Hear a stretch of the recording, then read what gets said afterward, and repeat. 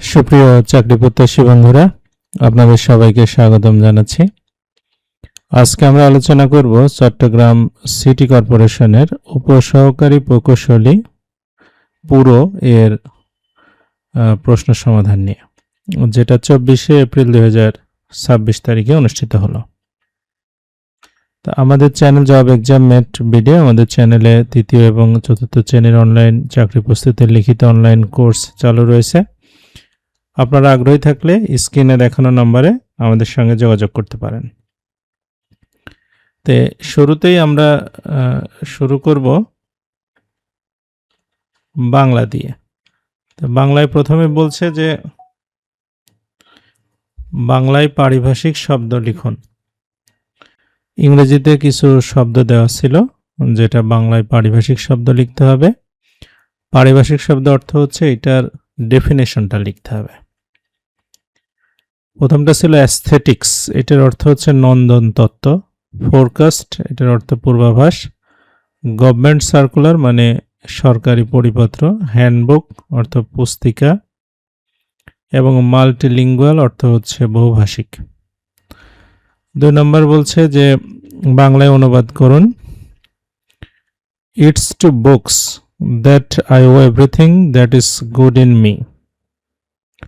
Even in my youth, I realized that art is more generous than people are.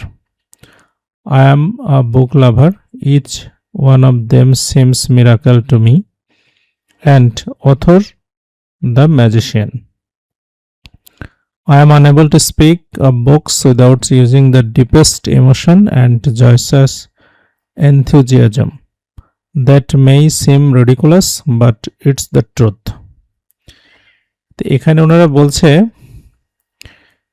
It's to books that I owe everything that is good in me, মানে আমার ভিতরে ভালো যা কিছু আছে তার সবটুকুর জন্য আমি বইয়ের কাছে ঋণী। মানে বই পড়ে সে ভালো কিছু শিখেছেন। এমনকি আমার তারুণ্যেই আমি প্রথম উপলব্ধি করেছিলাম যে মানুষের চেয়ে শিল্প অনেক বেশি উদার। আই এম বুক লাভার, অর্থাৎ আমি একজন বইপ্রেমী।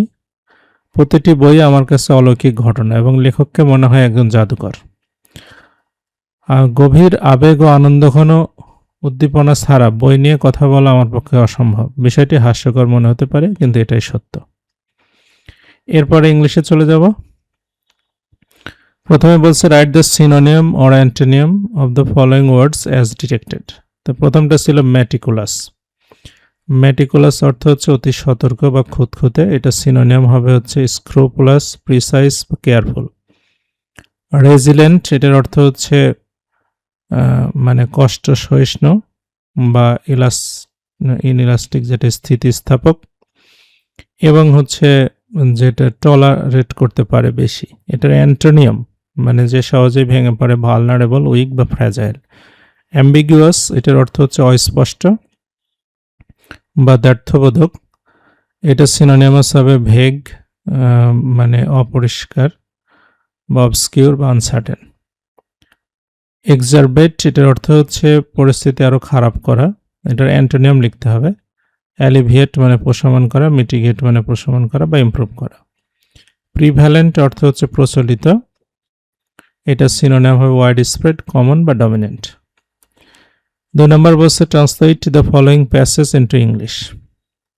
মানুষ সৌন্দর্যের পূজারী। সৃষ্টির উষালগ্ন থেকে কখনো সুন্দর জিনিস দেখা থেকে তার চোখকে বিরত রাখতে পারেনি। সে মানুষের মুখে, শিশুর হাসিতে, প্রেমিকের মুগ্ধ দৃষ্টিতে, দার্শনিকের ভূকঞ্চন সৌন্দর্যে খুঁজে পেয়েছে। আর এইসব তার হৃদয়কে আনন্দিত করেছে। এর স্পর্শে তার আত্মা হয়েছে পুলকিত। সে এই আনন্দ রহস্যকে অনুধাবন করার চেষ্টা করেছে, কিন্তু ব্যর্থ হয়েছে। Humans are worshippers of beauty. Since the dawn of creation, people have never been able to restrain their eyes from the beholding beautiful things. Man has found beauty in the human face, in child's smile, in the captivated gaze of lover, and even in the furrowed brow of a philosopher.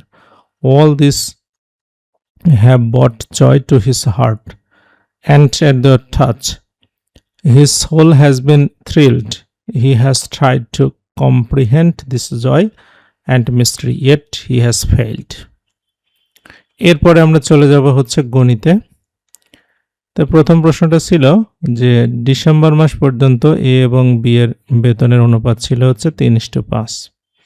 জানুয়ারি মাসে উভয়ের বেতন 2000 টাকা বাড়ানোর পরে অনুপাত হবে 5:7। তাহলে December মাস পর্যন্ত এ এর বেতন কত ছিল? তাহলে এটা আমরা ধরে নেই যে ডিসেম্বর মাস পর্যন্ত এর বেতন ছিল হচ্ছে, যেহেতু অনুপাত আছে 3:5, তাহলে 3x আর বি এরটা হবে 5x। এখন এই 3x এর 2000 টাকা বাড়বে, 5x এর সাথে 2000 টাকা বাড়বে, তখন অনুপাত হবে 5:7। তাহলে এটা আর গুণ যদি আমরা করি তাহলে 25x প্লাস 10,000 আর 21x প্লাস 14,000 হবে।